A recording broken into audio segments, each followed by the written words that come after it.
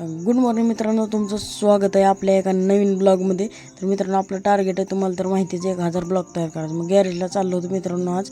तर गॅरेजवर पोचल्यावर का नाही, गॅरेज काय उघडलं नव्हतं. मग गेलो, गॅरेज उघडलं आणि एक गाडी वॉशिंगला टाकली होती. ती गाडी आणायला गेलो. ती गाडी काय चालू होत नव्हती म्हणून तिला ढकलीत घेऊन आलो.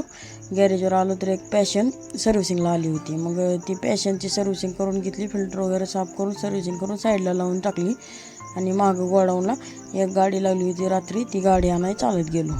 गाडी घेऊन आलो, गाडी लावली आणि एक क्लच प्लेटचं गॅप दिसत प्ले होता म्हणून ते प्ले काढायसाठी खाली गेलो होतो मित्रांनो.